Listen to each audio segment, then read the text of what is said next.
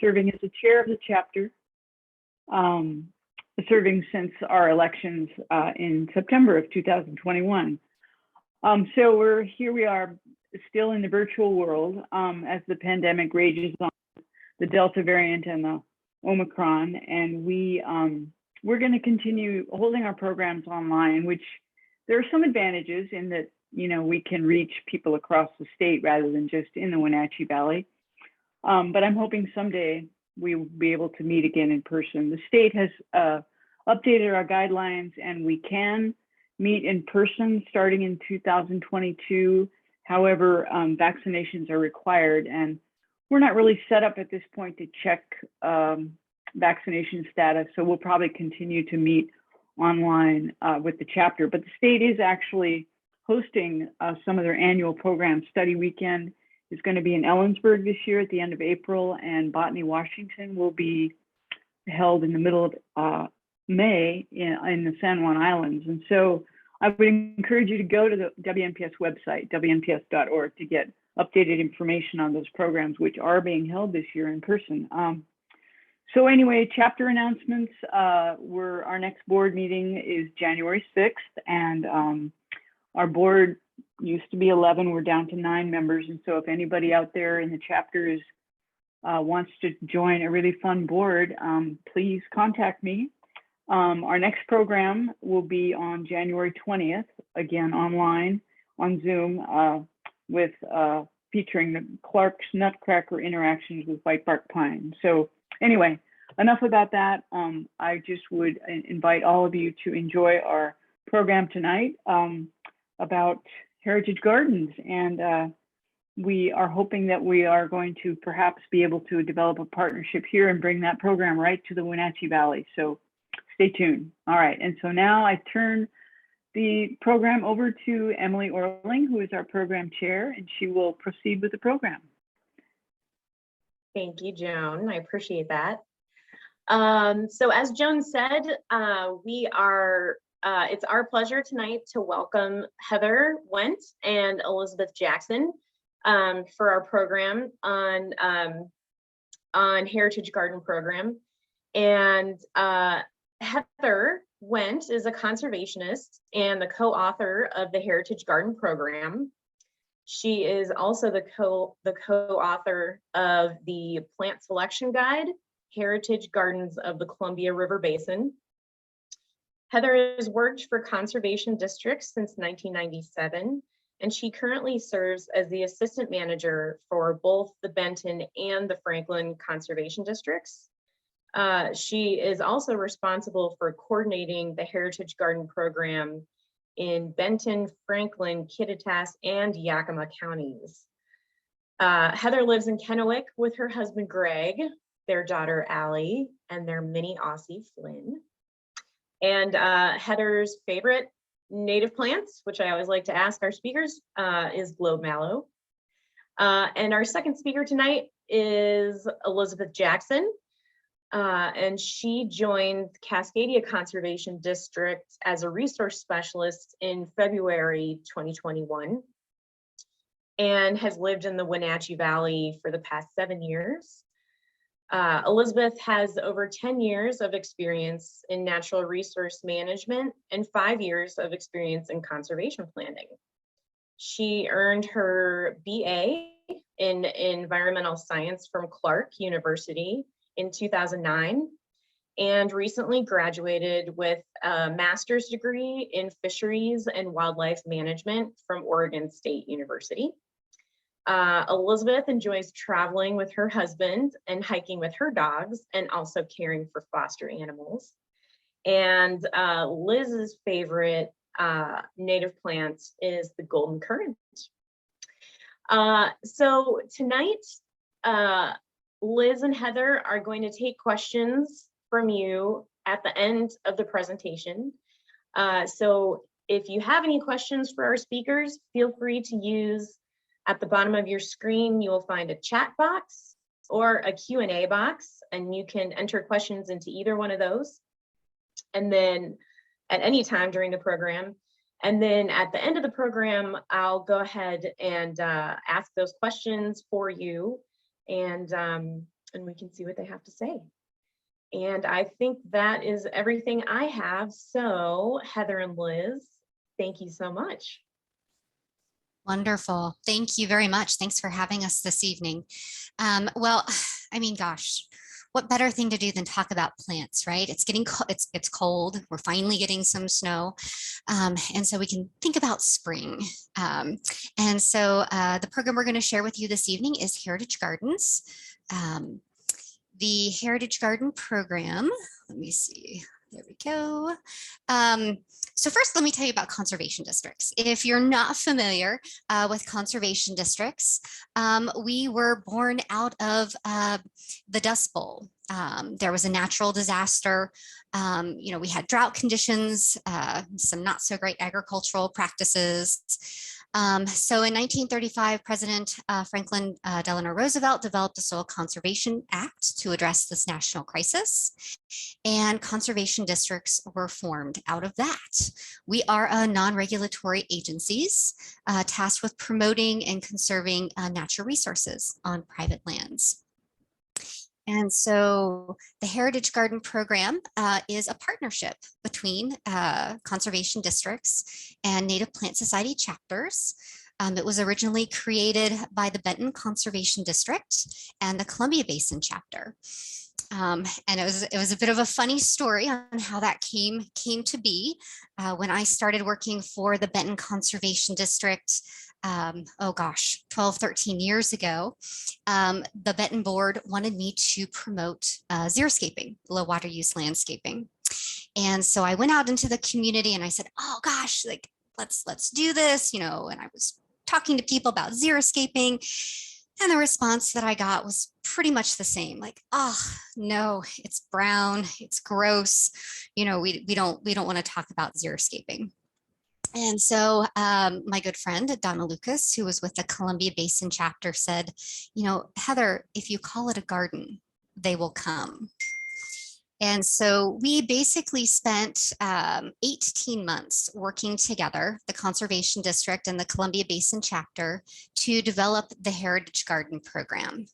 And not only did we want to create a program about gardening, but we also added some additional elements that I think really make the program what it is. And so we'll talk about those in more detail. So what are heritage gardens? Well, heritage gardens are landscaped areas designed to honor the cultural and natural heritage of the Columbia River Basin while utilizing sustainable gardening practices. So we are talking about planned landscapes, not restoration. So there's a difference there. And when we talked about creating the program in partnership with the Conservation District and the Native Plant Society, we really wanted to think about, what were our goals? What did we want to achieve? And of course, the Native Plant Society, we really wanted to promote the use of native plants, especially those that were culturally significant. We wanted to promote low water use landscaping and efficient irrigation methods that really got to the Conservation District's goals and objectives. And overall, we really saw this as an opportunity to really educate our community about the history and biodiversity of the Columbia River Basin, this amazing area that we call home. So Donna and I took 18 months to develop the program and the program criteria.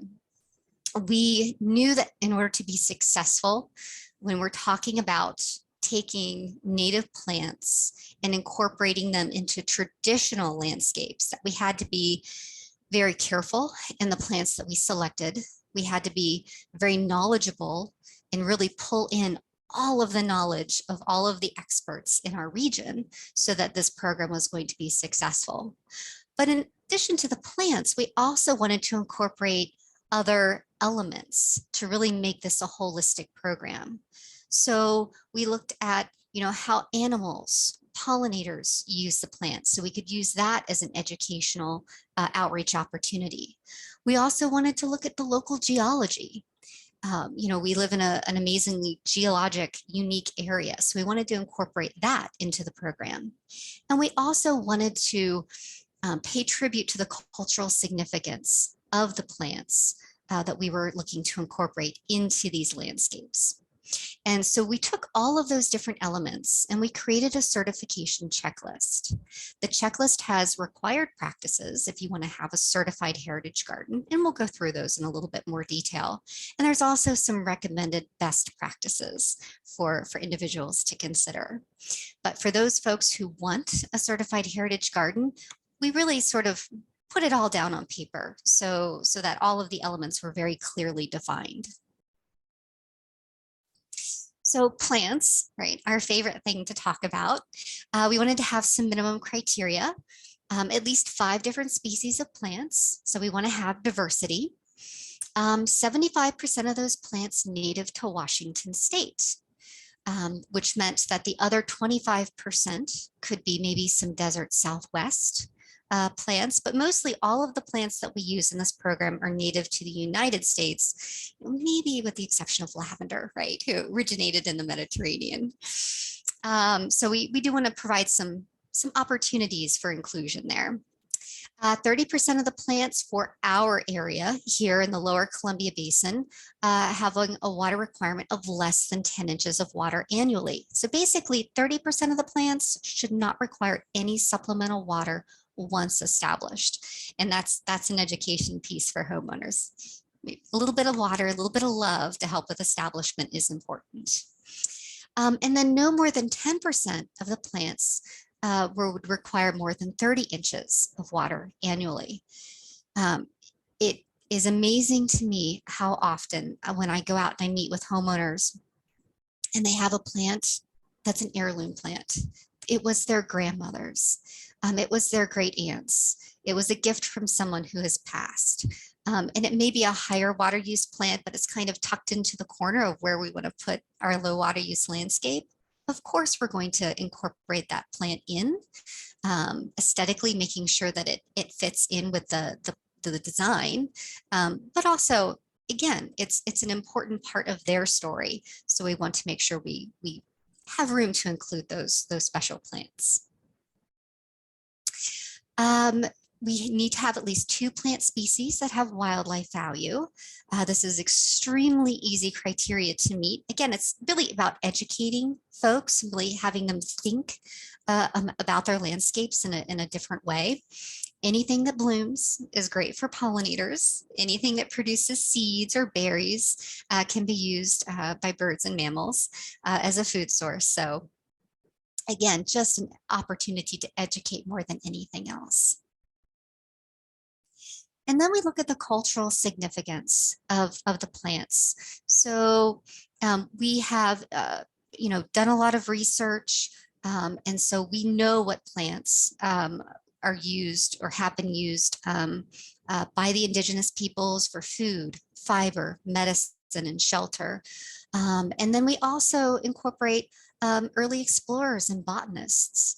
I have one homeowner who wanted a Lewis and Clark garden.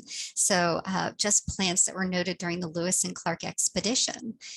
Again, opportunities to provide a unique, personalized landscape, but while also educating folks. So one plant that's culturally significant, our homeowners don't have to do the research. We've already done the research for them.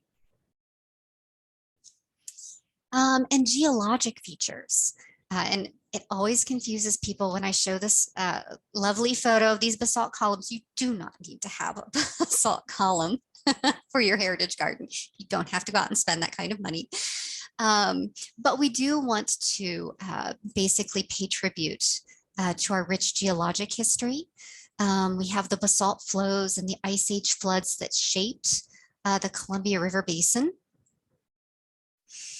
So when we think about the basalt flows, several million years ago, one of the largest basaltic lava floods ever to appear on the Earth's surface engulfed a large portion of the Pacific Northwest. And so you can see there the photo on the map of where that occurred. So some of our homeowners will like to incorporate basalt rock mulch to cover the surface of their garden, just to give it a finished look.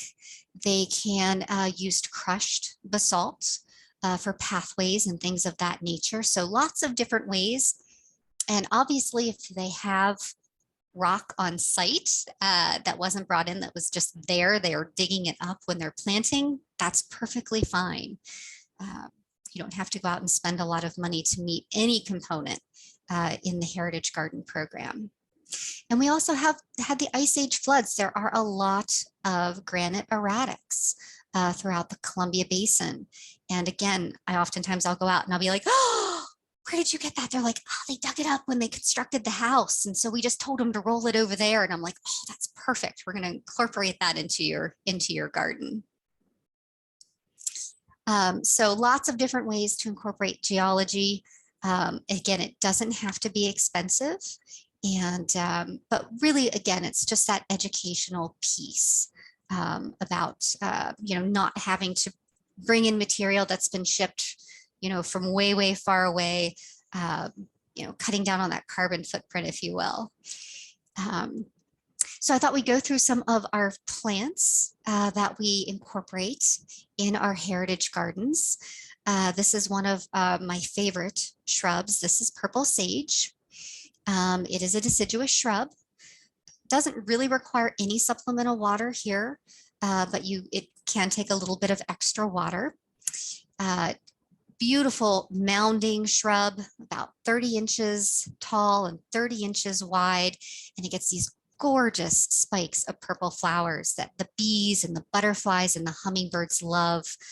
Blooms in the spring, and periodically it can continue to rebloom if it gets a little bit of extra water through the course of the summer. It was used by indigenous peoples for many different medicinal uses, all different parts of the plant, really. Sulphur buckwheat. Buckwheats are incredibly important to our native pollinators, and I'm absolutely in love with sulphur buckwheat. This is a beautiful, low-growing shrub. It's semi-evergreen. The leaves are sort of leathery, and in the cold fall weather, they actually take on a reddish tint, which is very appealing.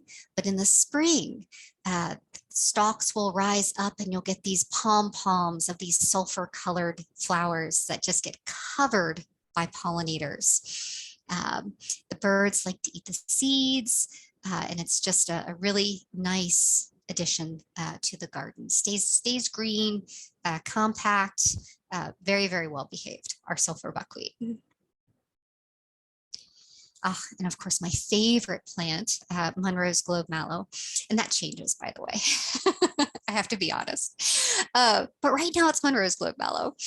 And it's just one of our favorite wildflowers here. It is very low water use, but it's very tolerant. Originally I thought it would just really primarily grow in sandy soils, but we have it in silt loam soils in many of our heritage gardens. It's very adaptable. It can get quite large. Typically, its normal growth pattern is to sort of lay flatter on the ground, and it'll just get covered with a profusion of these orange flowers that literally just glow in the sunlight. But if it gets extra water, it can get quite tall, and it'll have a more upright form, is what we found. But the pollinators love it. It's one of my favorite plants to tell parents when they have children and they're trying to get them to be engaged in their environment. I'm like, you plant globemallow, and then the petals form this perfect little cup, and bees like to curl up in there and sleep. So go out first thing in the morning and look in your globemallow flowers, and you can see if someone is taking a nap in there. So that's a fun thing to do as an adult. I do it first thing in the morning, but it's really fun for the kids too. Again, extremely drought tolerant, and it will bloom all summer, which is one of the reasons why I love to incorporate this into our heritage gardens. It will reseed, but not aggressively. So it's a good one to incorporate. Oregon sunshine, also called woolly sunflower. You might have heard it called by that particular common name. Again, this is a beautiful, just it's one of the happiest, showiest spring bloomers that we have. I typically give it just a little bit of extra water here. You know, in some areas, I'm only getting about 7 inches of precipitation. So a little bit of extra water, and it's very, very happy. You really need to treat it as an annual or a biannual. And this is something that we learned. People would purchase this plant, they plant it, and they'd be like, it died. Well, it is shorter lived. But what we have to do is simply encourage the babies, and it does reseed. And so what I tell my homeowners is that if you're using landscape fabric, you simply cut a larger hole in that fabric and you let it reseed right there. And when the parent plant dies, you pull it out and you just let the babies grow up. And you will have a continual population of Oregon sunshine. And oh darn, if you wind up with an extra Oregon sunshine somewhere else in your garden, it's not the end of the world. But it's not aggressive. That was something that we were very, very cautious of when we developed the program. Our native yarrow is very aggressive at reseeding. It's a bit of a challenge to dig up. The root system, once it gets in and gets established, it can be a little difficult. So there are some plants that we love, but they're not right in every application. So that's part of this program, is really matching up the right plant with the right homeowner so that they wind up with a garden that they love, and that they want to tell all their friends that they should do it too. So again, this was noted during the Lewis and Clark expedition. Ladies, be very careful if you have a gentleman bring you some dried Oregon sunshine, because according to one of the native tribes, it's a love charm. So watch out. If somebody's bringing you some dried Oregon sunshine, you might want to be a little cautious of that. What are they up to?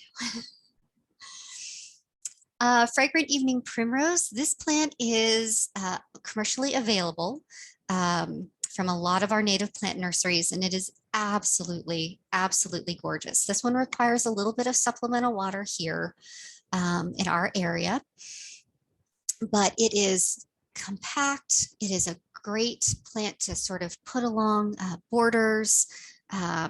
It blooms all summer long. It has these absolutely gorgeous whitish, pinkish blooms.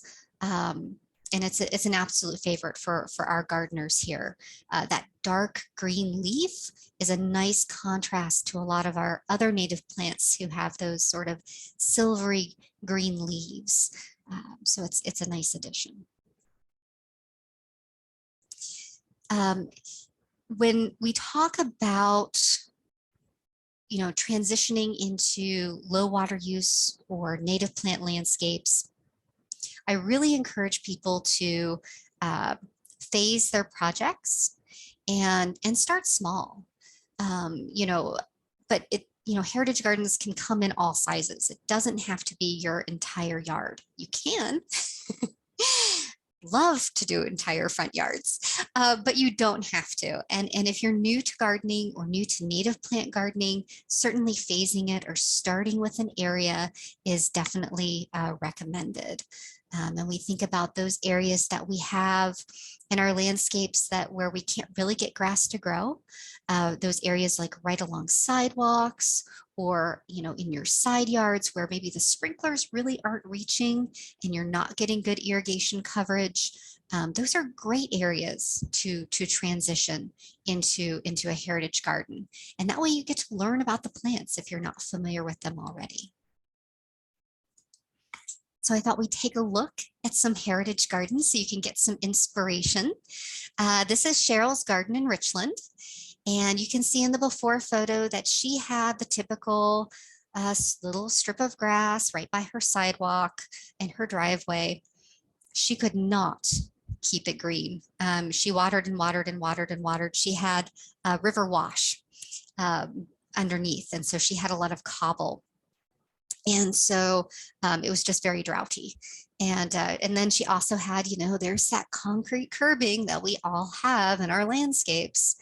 And then you can see the after photo, and we'll take a closer look, what she was able to accomplish, trimming back those shrubs and trees and kind of pushing the garden right up to the edge so she could get as many plants as she could in there.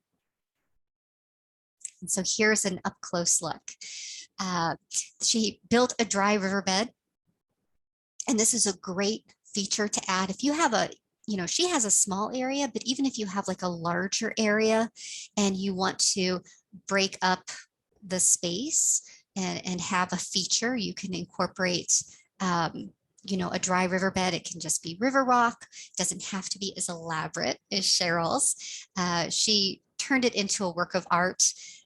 She has slate on the bottom stepping down, and she positioned it in a way that it literally looks like water runs across it. So her neighbors, when she first put this in, would ask her, like, when are you going to turn the water on? Because it looked like water would run down it.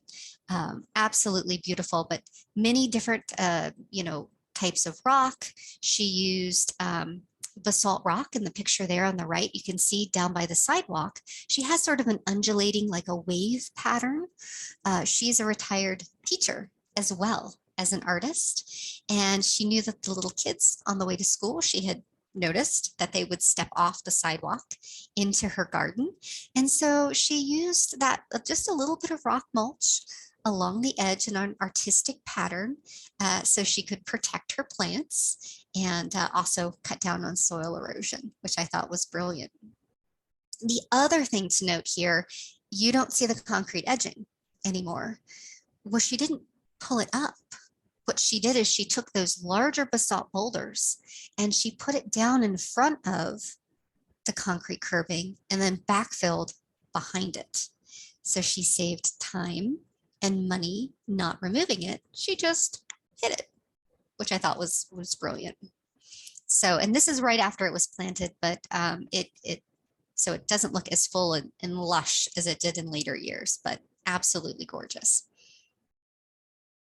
Reg and Sheila's Heritage Garden in Kennewick, they have the dreaded circle, right? That odd shaped landscaped area between the road and the circular, semicircular driveway here, full of shrubs. And what's really interesting to notice, there were also some beautiful large boulders hidden by the shrubs that you couldn't see. So they didn't want to mow the grass anymore or take care of the shrubs. So they ripped it all out. And the picture on the right is their heritage garden. And we'll take a closer look here. It was really important for them to put in a pathway to make it inviting and to really break up the garden into different rooms or areas that they could plant. So there in that big picture, you can see the big, beautiful boulders right there in the center. So they accentuated it, put the pathway around those to really make that a focal point of their garden. And you can see the orange flowers there. That's Globemallow. In the lower left, that's Fragrant Evening Primrose. And just a cacophony of color and texture. And they absolutely love their heritage garden. They don't miss mowing their grass at all. This is Martin's Heritage Garden in Pasco, Washington. And Martin wanted to incorporate in his existing trees, which was great. We just knew that he needed to have drip irrigation, right? So he could continue to water his trees and also provide some supplemental water to some of the other plants that he wanted to incorporate. But I love landscapers. So we have that odd patch of grass there, just a little patch of grass. And so he definitely wanted to get rid of all of that.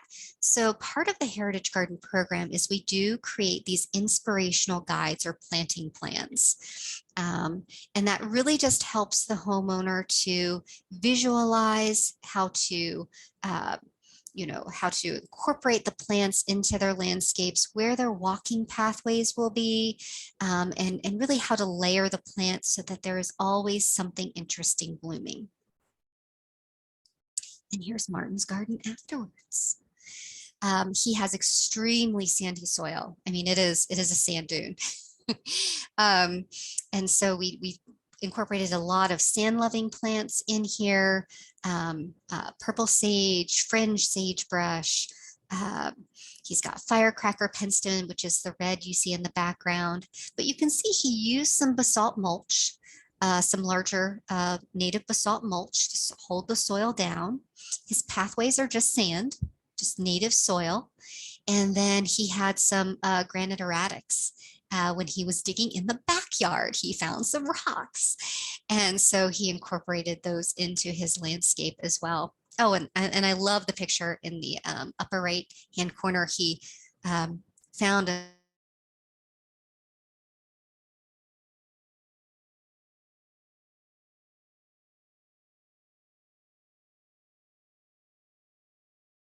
was fantastic.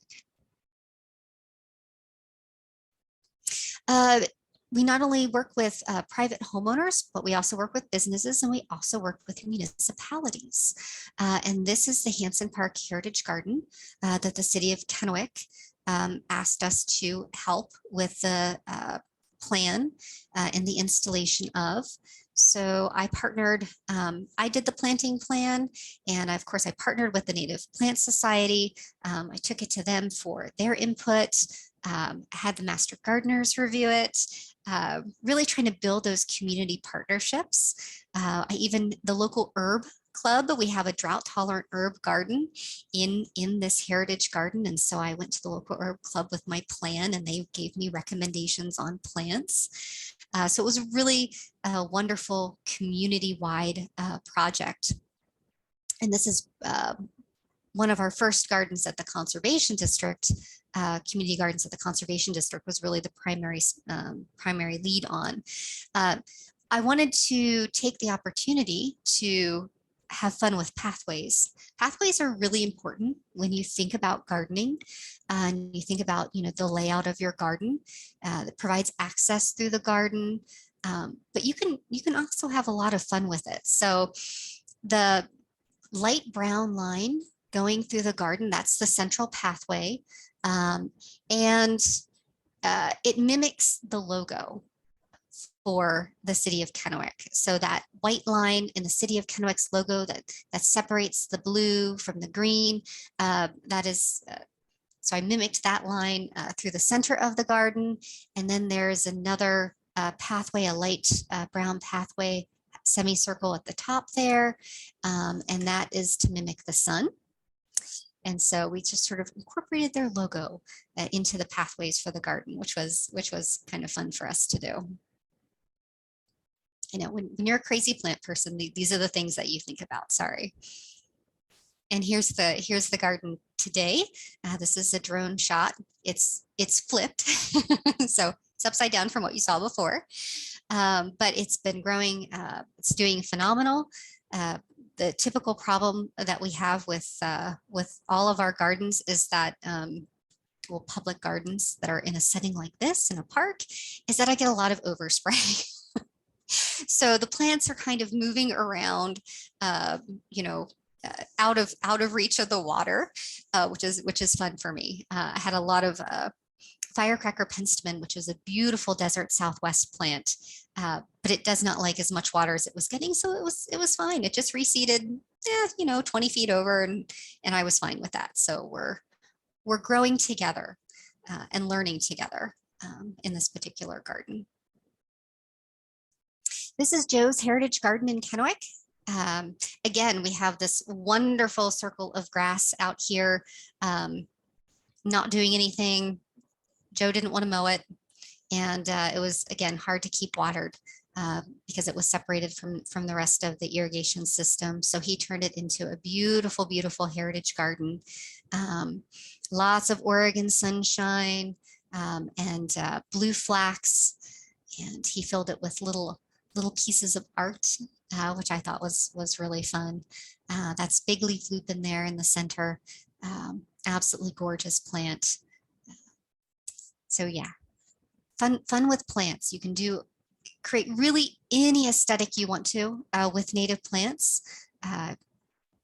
It just depends on what you're trying to achieve, and that's our job to help you pick the right plants for your garden. So other resources that we provide, again, just information on creating heritage gardens. We create a custom plant list. So part of the program is for Conservation District staff and Native Plant Society folks, if they want to, and often my people do come out and join me. We meet with the homeowners on the site. We see what type of soil they have, what type of light, if they have access to any supplemental water, drip irrigation, etc. And we create custom plant lists. And then from that, we can create a planting guide for them and then certification of their garden if it meets the criteria. And then certified gardens receive a yard sign. And it sounds like it wouldn't be a big deal, but I have homeowners who do this program for the sign. They're like, I want the sign, make sure my criteria meets. But it's a great educational opportunity because once they have their garden in and they have their sign up, then all of their neighbors ask about it. And it's amazing the impact, because I will do one garden in a neighborhood and then it's a domino effect. And then the next neighbor calls and then another neighbor calls. So it's been a great program. There's so much information on this particular program that we actually created a website just for it, hgcd.info. And on this website, you can take virtual tours of gardens. We have our plant list, calendars of events, just a whole plethora of resources if you're interested in landscaping with native plants. And the program grew and grew and grew. We've been doing this for 12 years.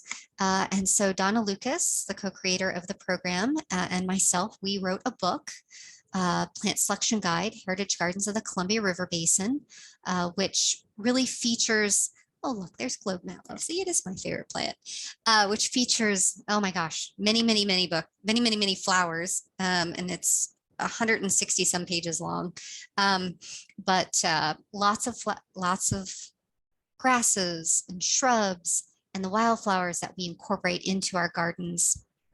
It has all of the information from bloom time to sizes to their watering requirements, the tribal uses if we were able to ascertain that information, just you name it, and just gardening information. There's not a lot of gardening information on our native plants in Eastern Washington. And so it's as comprehensive as we could make it.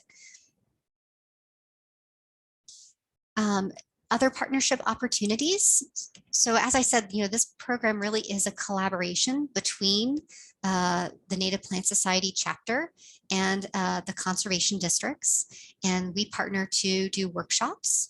The Native Plant Society will come table at my workshops and I table at their events. We do garden tours together. Native Plant Society chapter here has a fall plant sale, and the Heritage Garden program will come and table at that event. And we also do community planting projects together. Whether it's a heritage garden or whether it's a restoration project, we really do work cooperatively together to educate the community about the importance of native plants and how they can be utilized in the landscape. So program funding, and this is kind of important when we think about expanding the program. So we're very fortunate in Benton and Franklin counties. We do have local conservation district funds that fund the program, in addition to grants from the Washington State Conservation Commission. That's our overriding state agency, and they provide us with grant funding to implement natural resource conservation, and a portion of those funds are used to support the Heritage Garden program. And in the fall of 2018, we expanded into Yakima County in partnership with the North and South Yakima Conservation Districts. And in the fall of 2021, this fall, we expanded into Kittitas County. Now, in Yakima and Kittitas County, program funding is provided by a grant from the municipal subgroup of the Yakima Basin Integrated Plan through the Washington State Department of Ecology. Their main concern is water conservation, which is fine. So we can give them what they need for numbers on gallons of water saved from traditional landscaping to a heritage garden that meets our criteria. That's what they're interested in. We get to build beautiful native plant gardens in those counties. So we're very excited. In January of 2020, I facilitated a partnership between the Columbia Basin Chapter and the Central Washington Chapter. The Central Washington Chapter covers Yakima County and all the way up into Kittitas County as well. So the Central Washington Chapter now can partner on heritage gardens and do all the same things that we do in Benton and Franklin counties. So when we have workshops, and back in the day when we could have workshops, when we had in-person events, the Central Washington Chapter would come table and they would also present at our heritage garden events and workshops. And so people learned about the Native Plant Society through that partnership. So I think it's a win-win. And with that, I'm going to turn it over to the fabulous Elizabeth Jackson, who's going to talk to you about heritage gardens maybe coming to Chelan County. Yes, great. Thank you, Heather. I've been fortunate to watch Heather present in the past, and she just does such an excellent job at describing what heritage gardens are and providing some examples about it. I definitely recommend you all check out the website too. There's a lot of information on there. Yeah, so we're here today because Cascadia Conservation District, who I work for, is interested in pursuing heritage gardens and bringing them into Chelan County. So just a little background about myself. Prior to starting with Cascadia CD, I had worked for Foster Creek Conservation District, which was in Douglas County. And that's actually where I first heard about heritage gardens. And go back one, Heather. Sorry. And just always thought it'd be a wonderful program for North Central Washington. And just to give a little more information about Cascadia Conservation District, so we do programs relating to forest health, agriculture, as well as repairing and restoration. But we're looking to get a little more into expanding into those urban areas. Okay, Heather, you can advance, please. So why heritage gardens? Why would it be a good fit for Chelan County? So I think if you hit the first one, well, it fits in with the Conservation District mission, similar to Benton CD and the other CDs in Kittitas and Yakima counties. It really aligns with our goals and objectives. Next, please. Like I mentioned, we're looking to expand into that urban and suburban setting. So not only to provide outreach and education for a new audience, but also hoping to establish that connection with nature. Similar to, as Heather mentioned, a lot of times when folks think about native plants, they might think brown, not aesthetically pleasing. And so it's that opportunity to show that you can have a diversity of native plants that can bloom throughout the growing season too, and really provide this beautiful aesthetic value while also saving them money on water use. Okay, next one. At Cascadia, we're already receiving requests for this type of assistance and information. Although I wouldn't say we get a lot of requests. There are at least a handful of people who call in specifically after our newsletter is published and sent out, just looking for some customization to what they'd like to achieve in a native plant garden. Next. We're also looking to increase our partnerships. In the past, Cascadia Conservation District had worked with the Wenatchee Valley Chapter Native Plant Society. And so this would actually expand to include folks like Benton CD and Heather. Okay. And the fact that this program has been established for 12 years, there's already a lot of materials available. So we'd like to take advantage of that and just continue expanding the outreach and using those standards that are already in place. Okay, next slide. So if you're a Native Plant Society member, you might be wondering, what kind of role would you take in this program? And the short answer is it's pretty minimal. So even though it's new to Chelan County, we would like to maintain those consistent standards that are already in place with the Heritage Garden program. Next one.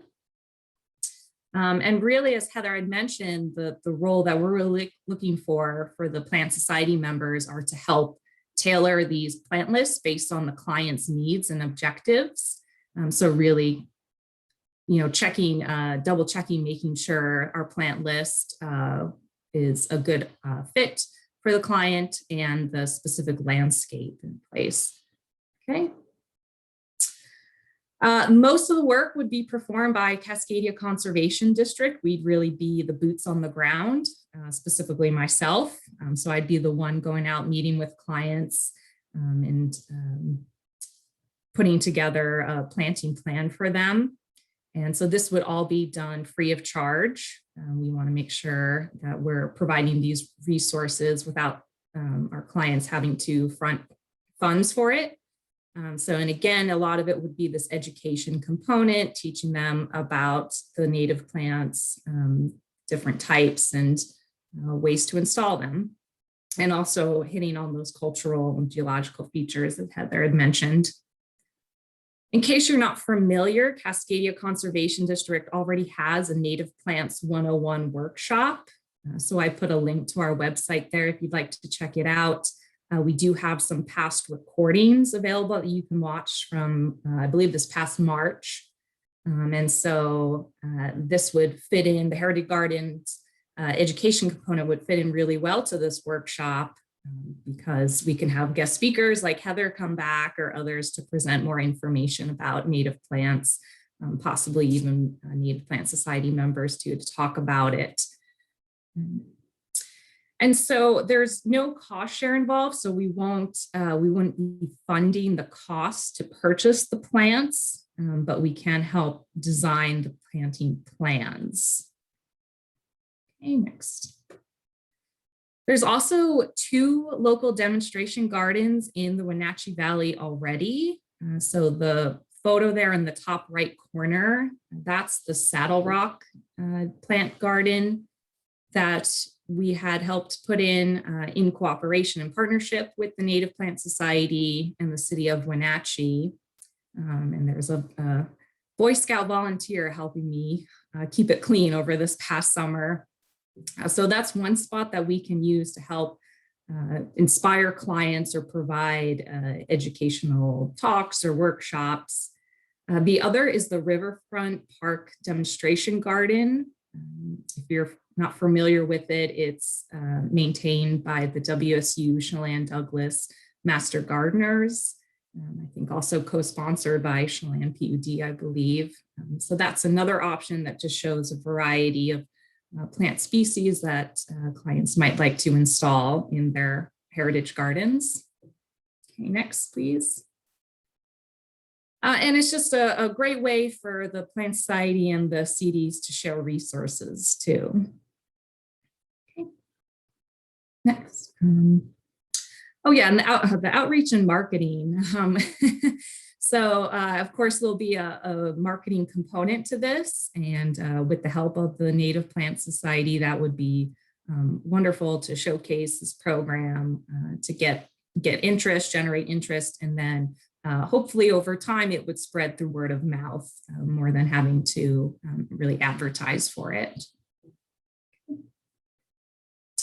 So looking to the future, this presentation today really helps to begin the process. Okay, next one.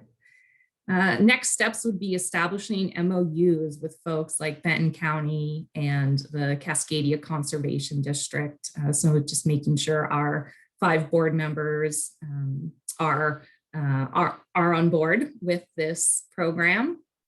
And then over this winter, we'll be applying to several grants to really fund it.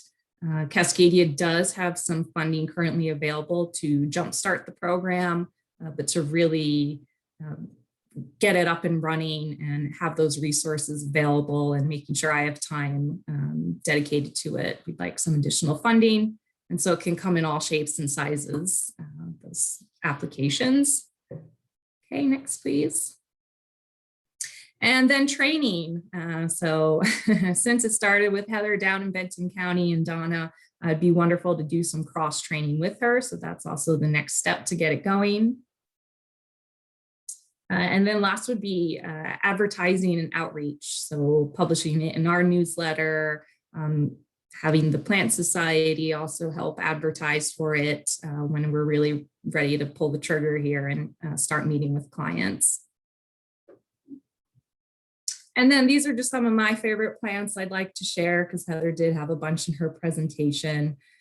So golden currant, oh, it's just, I loved having walked the sagebrush steppe and all of a sudden coming across a golden currant and how the bees would just flock to it. I just thought it was always so wonderful, the most beautiful thing, especially when it's just a field of grasses and all of a sudden you come across this beautiful shrub. Lupin, love it because it's a sign spring is coming. So, and just the gorgeous fields of purples and some forms of white too. And snow buckwheat, it's just a wonderful beginner plant, easy to identify. Kids seem to like it. It's ubiquitous. So those are just some of my favorites there. And that's all we have for you tonight. So we'd love to take any questions that you might have.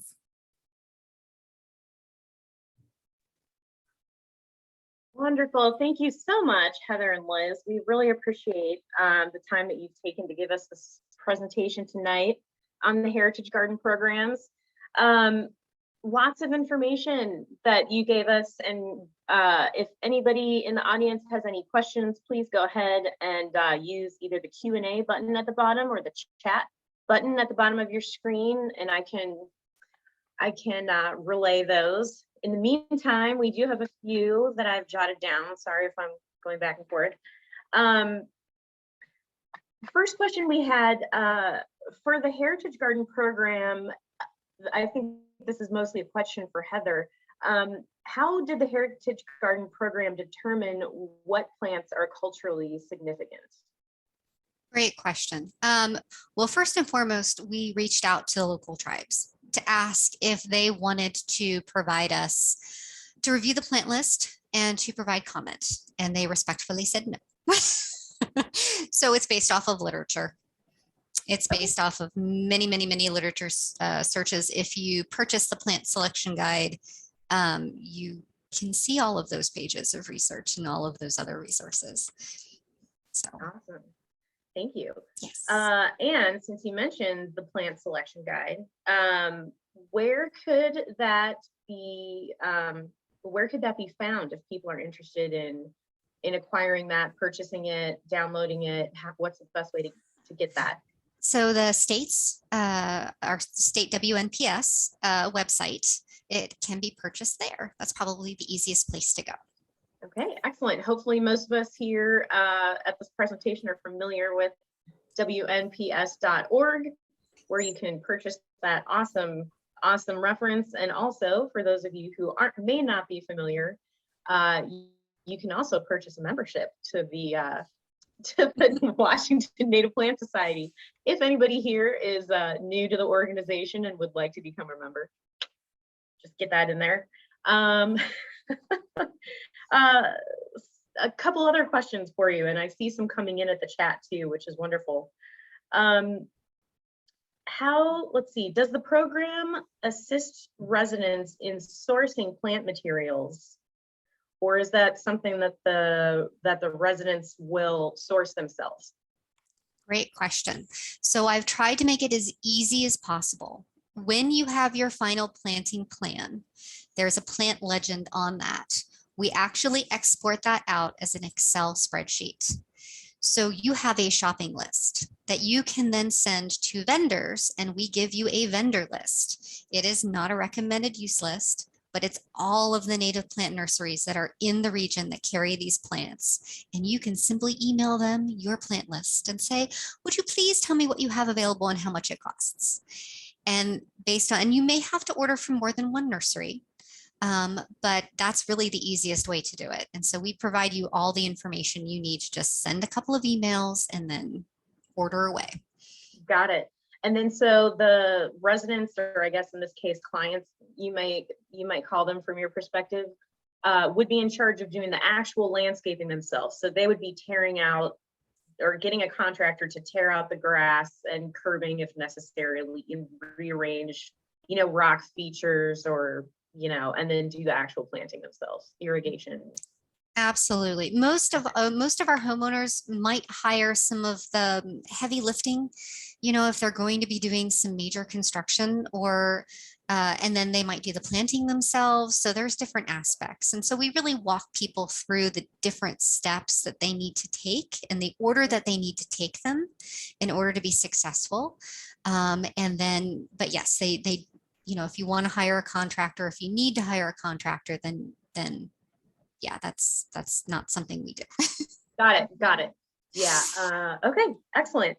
And then kind of a follow-up question for that, the native plant nurseries that the Heritage Garden Program has in your list, not of recommended nurseries, but of potential nurseries, is that primarily in the counties that you already service, or does that already exist for kind of Chelan, potentially Douglas counties?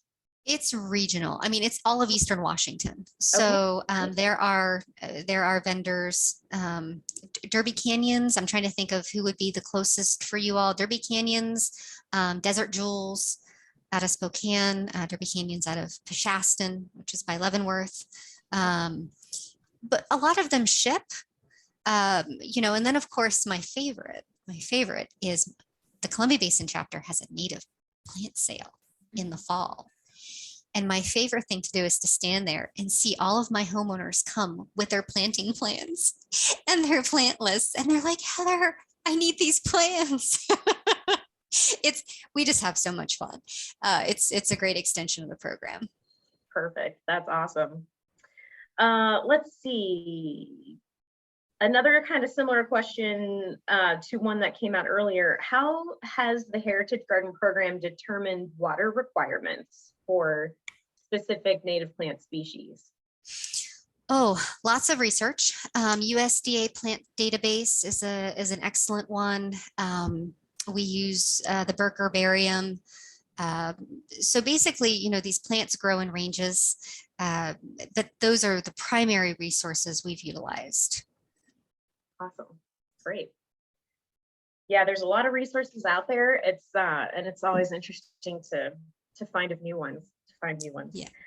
I got a question for Elizabeth now. So there's some curiosity, Elizabeth, about how this program, and you talked about this a little bit, but maybe you can walk us through it a little more. How would the program be funded in Chelan County? Yeah, great question.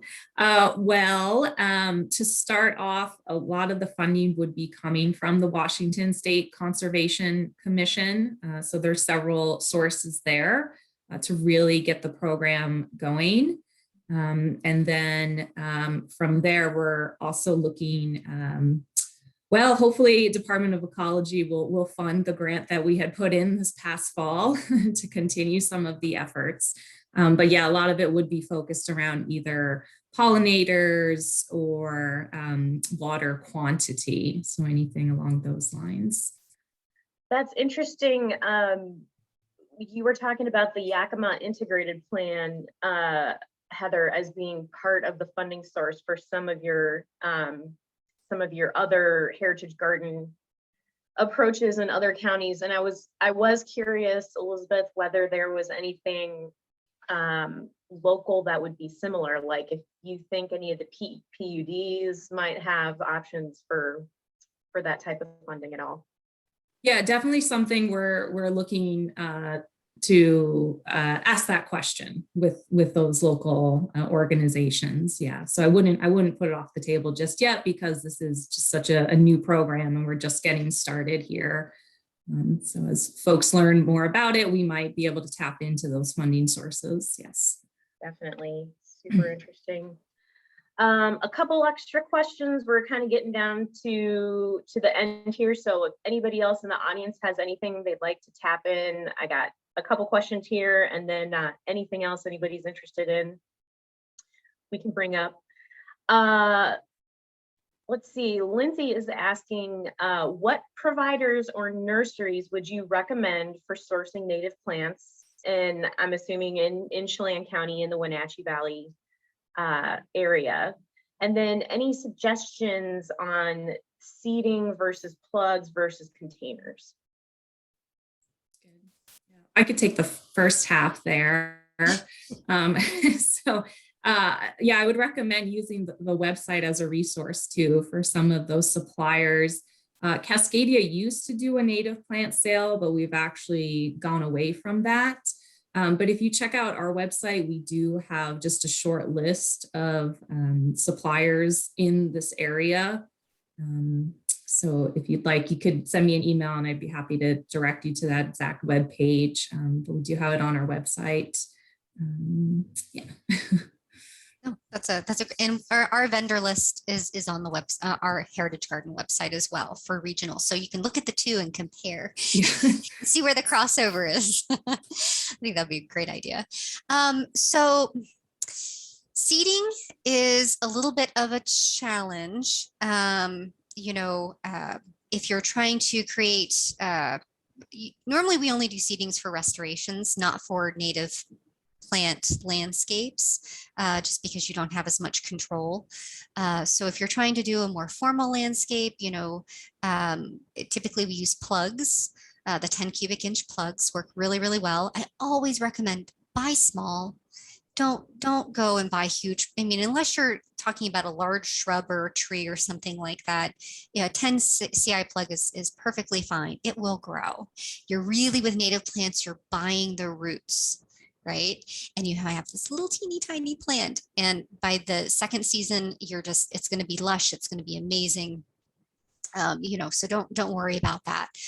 For container plantings, we do have a list that I can send you that I partnered with the Native Plant Society on. We have some recommended groupings for you to try. Some plants that we would like, oh, well, yeah, if you plant this, you'll get this texture and this plant will give you this color. And so we do have some suggested groupings for container planting. So I'm happy to send that to you if you're interested in that. But yeah, seeding is tough. If you do take seed packets, go ahead and seed into pots. Leave them out. Let them get water. Let them. Some native seeds need to have cold weather stratification. Let them grow up till you can identify them, and then move them out and then put them in your garden. That's what I would do. Awesome. That's great. Thank you both. And for those of us here, Elizabeth has entered some websites into the chat. So if you click on the chat button at the bottom, Elizabeth has put in some links to Cascadia and also to the Heritage Garden Program website. So those are both, that is where you would find their list of providers or nurseries. And although Heather and Elizabeth haven't made specific recommendations on behalf of our chapter, I would go ahead and say that Derby Canyon Natives is fantastic. And they also really, really support our chapter. So I'll just give a quick shout out for Derby Canyon. Thanks for giving me the opportunity to do that.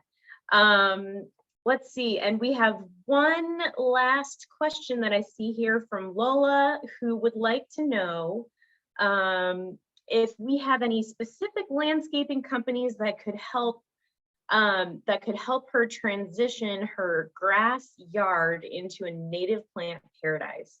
And I saved this question for last because I think that is the goal of this program. And if one of you would like to kind of address that a little bit further, I think it's a perfect kind of closing question here. Well, I Sure. don't know. Liz, Yeah. have you worked with anyone, or do you have contractors in your area that have, we're just starting to, after 12 Yeah. years, have contractors who are specific to that type of restoration or transition. Yeah, I've spoken to at least one landscape company that does features. So they'll do water features. So they might be one that'd be willing to take on a project like this.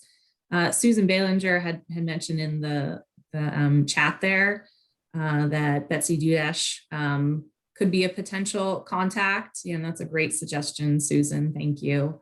But yeah, that'd be something. So as any native plant society members learn of potential contacts, we'll make note of that and see if they'd be willing to help with the actual physical conversion part of it too.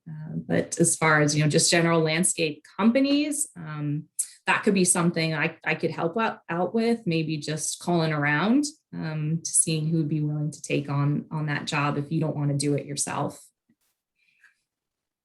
Awesome. That is excellent. And then Martha in the Q&A has also provided some additional information for Betsy Dudash. And Susan's adding some additional information too. So that is some great, that's a great resource potentially, Lola, of someone who could help out with that. And then of course, it seems like this whole program, although it's a bit preliminary right now, could be a really excellent resource for you as well as you move towards that native plant paradise that you are looking to replace your yard with. And I believe that is all we have for now. So thank you, Heather and Elizabeth, so much for the discussion this evening. It's been great to learn more about the program and everything that has been accomplished in these other counties, and the possibilities of teaming between our chapter and Cascadia Conservation District. It looks like there's lots of fantastic opportunities. So thank you so much. And thank you everybody for attending, chapter members, other chapter members, and folks that are new to the organization. We appreciate your attendance and I hope you have a lovely evening. Thank you, everyone. Good night. Thank you. Thank you. Okay, Lorraine, I think you could probably stop recording.